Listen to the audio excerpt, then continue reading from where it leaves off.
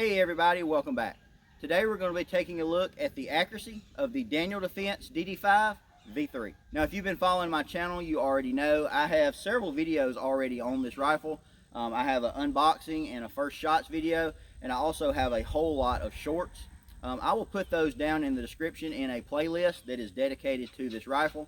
For quite a while now, I have been promising an accuracy test video, so that's what we're going to do today. Now, for those of you that aren't familiar, the DD5 V3 from Daniel Defense is a AR platform rifle that is chambered in .308, and it does have a 16-inch barrel. If you enjoy this video and find the information helpful, or if you watched any of my other videos, I would appreciate it if you would hit that subscribe button, maybe like, drop a comment. It does go to help me out. Now, I do run this rifle the majority of the time suppressed, so for the entirety of the accuracy testing, I did run my Griffin Armament suppressor.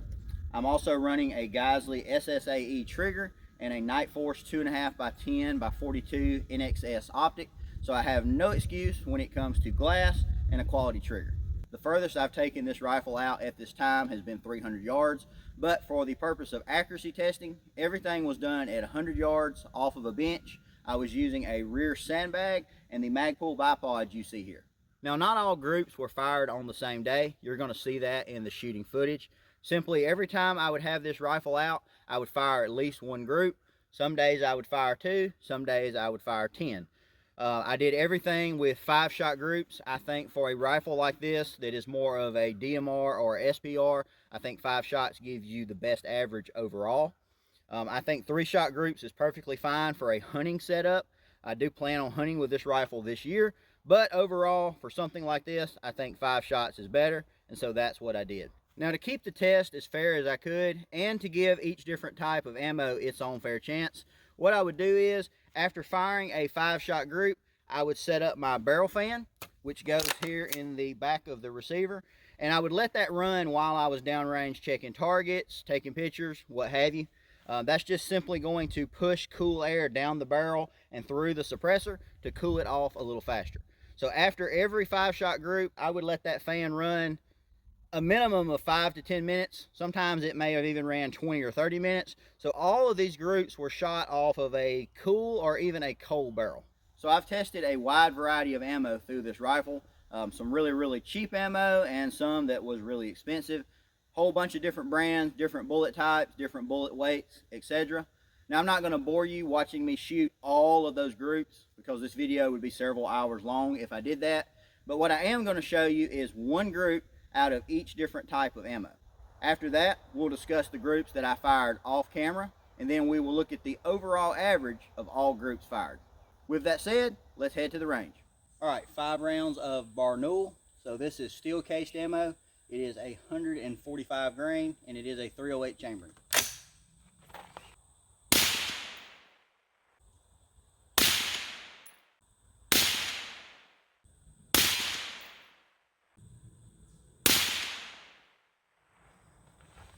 Next, we have Freedom Munitions. This is 150 grain full metal jacket, and this is their remanufactured ammo.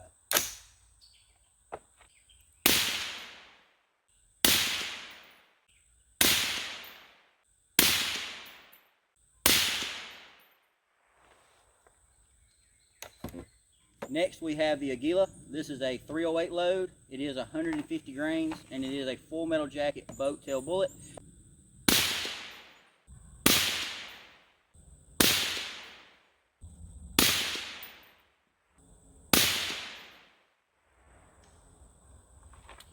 Not too bad. Next, we have the Barnes TTSX. Now, this is a all copper bullet, and it is 150 grains. I've used this ammo for a lot of years when it comes to hunting, and it is simply devastating on anything of a fleshy substance.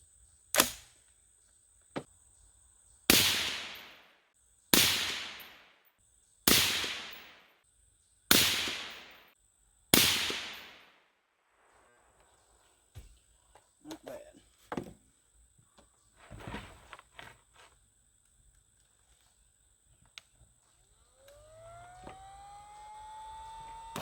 Measure it out. Next is the Freedom Munitions .308. This is 168 grain hollow point boat tail.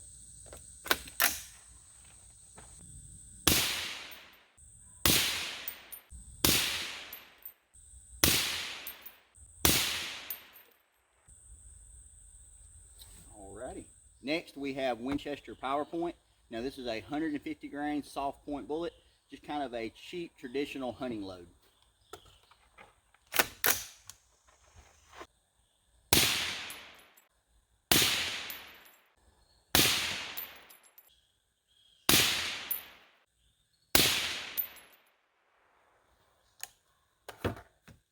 Next, we have the Federal Gold Medal Match. It does have the Sierra Match King 168 grain boat tail hollow point bullet.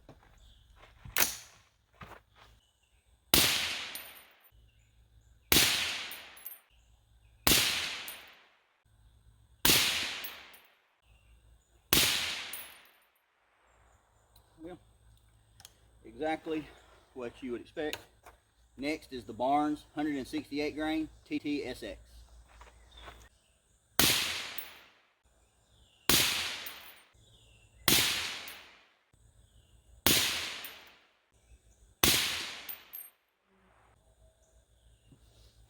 This is American Eagle 147 grain. This is a 7.62 load, and it's just some cheap full metal jacket.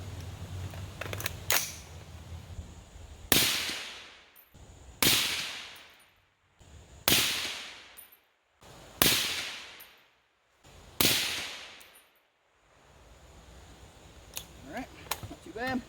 Next is the Hornady Match 308. This is 178 grain boat tail hollow point.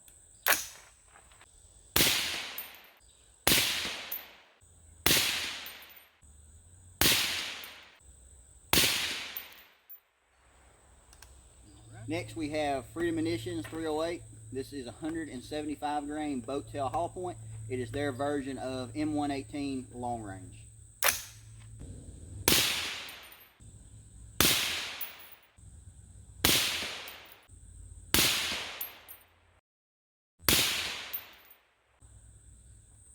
Next is the Hornady Match. This is a 308 load, 168 grain boat tail hollow point.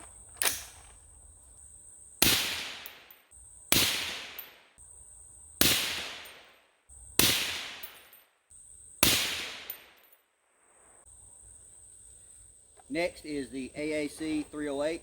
This is a 175 grain OTM.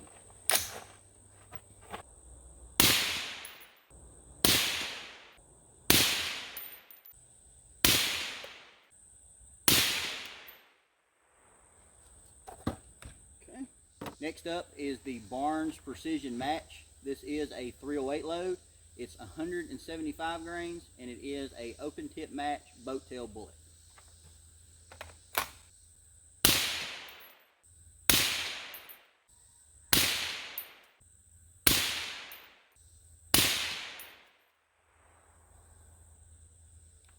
Good ammo, you get good results. And that's just how it works. Next is the AAC Saber Blade. This is a 308 load. It is a 150 grain black tip.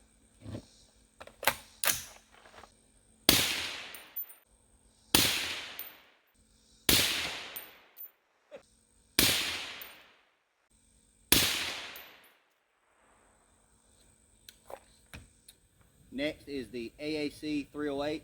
This is a 168 grain open tip match.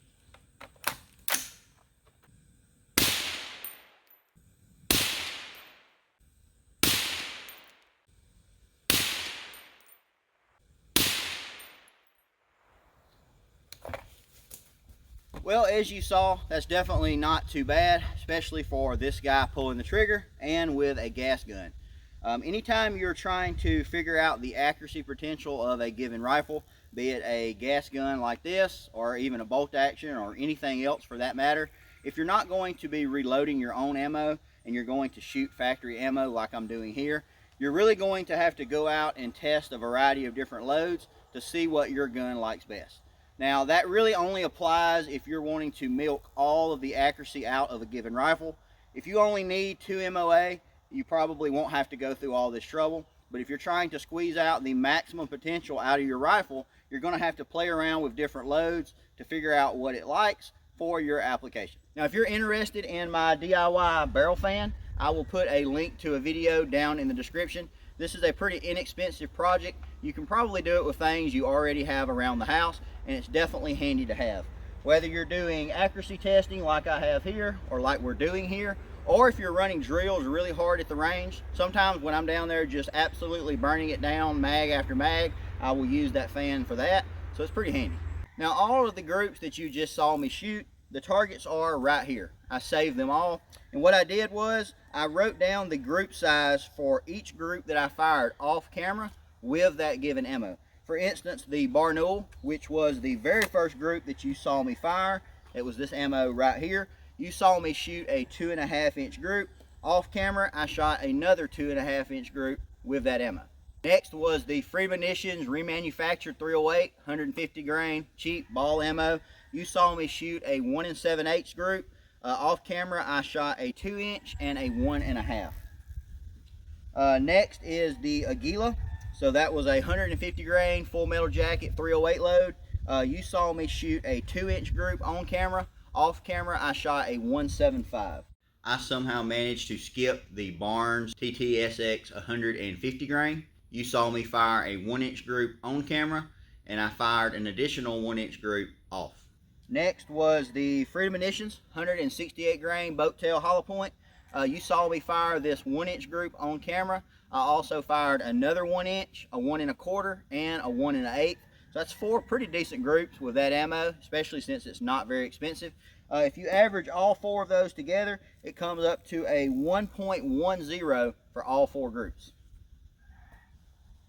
Next was the Winchester soft point. You saw the 1 7/8 inch group. Off camera, I fired a 175. Next is the Federal Gold Medal Match. So this is some of my all-time favorite 168 grain boat tail hollow point. You saw me fire a 1 inch group on camera. Off camera, I fired 2 more additional 1 inch groups and a .75. If you average all 4 of those groups together, that would come up to a .93 for 4 groups, 20 rounds total. So that's definitely not too bad. Next is the Barnes 168 grain TTSX. Every time I talk about this ammo, I talk about how much I love it. This is it right here. When it comes to maybe not the most precision ammo, but when it comes to ammo that you're going to be shooting things that are of a fleshy substance, be it a varmint or a deer or whatever it may be, this ammo is awesome. It is simply devastating. I've killed dozens of deer using this ammo, from 300 blackout all the way to 300 mag, everything in between. I have a whole video going over this ammo. While it may not be the most precision ammo, it is definitely devastating ammo when it comes to flesh. With that said, I shot a 1.5 inch group on camera that you already saw. I shot a 2 inch group, so not so great, and then I shot an 1 3/8 group.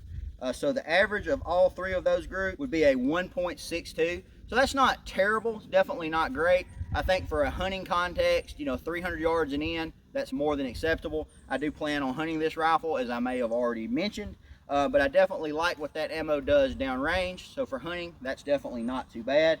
I also have another group here with the Barnes. Now this is only a 3-round group.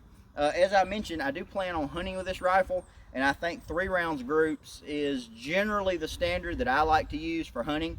I actually fired this group just a couple days ago, preparing for the upcoming season, and this was a 3-round group that went into 1 inch with that exact same ammo. Once again, I know that's getting away from the parameters of this test because it was 5 rounds, but that was my final confirmation group at 100 yards, so I can take this thing out hunting. Next, we have the American Eagle. So this is just M80, Federal American Eagle 7.62, 147 grain FMJ.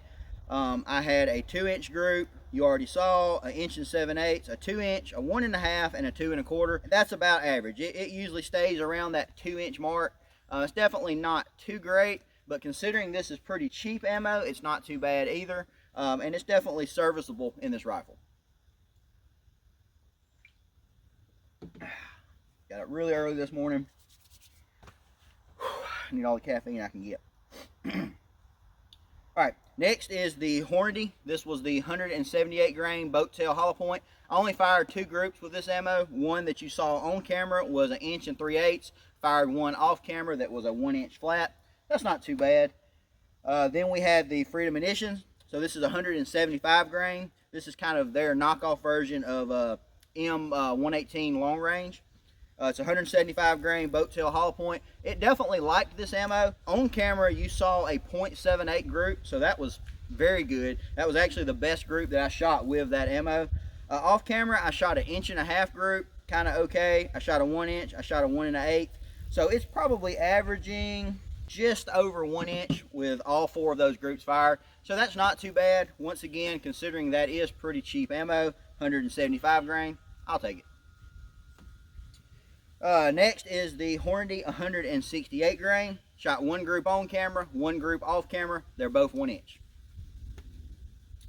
Then we moved into some of the AAC offerings from Palmetto. First was the AAC 175 grain OTM.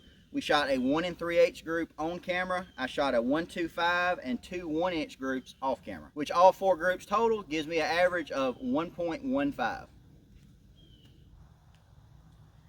Next was the Barnes Precision Match. Now you already know, if you watch the footage, that was the best group that I shot on and off camera. It was very consistent out of this rifle. This rifle really liked that load. I don't know which one that is. I believe that's here somewhere in the middle. It really liked it. I bought quite a bit of that ammo after testing it because this rifle liked it so much. I also tried it in my bolt gun, a couple bolt guns actually, and it liked it as well. On camera, I shot a .58 group, which was 4 rounds in one hole, and then of course you had to have that guy right there, but still .58. I shot a .75 off camera. I shot a 1 inch flat off camera, and I shot another 5/8 group off camera. That gives me an average of 20 rounds, 4 groups of a .72 for 20 rounds fired. That's pretty good for a gas gun. That's pretty good for a bolt gun, in my opinion, especially with me doing the shooting. So I definitely like that Barnes ammo a lot. Next, we had the AAC Saber Blade. So this is a 150 grain black tip bullet. I had a 1 1/8 group on camera, and then I had a 125 and a 1 inch off camera. So that's just over 1 inch overall average, so that's not too bad.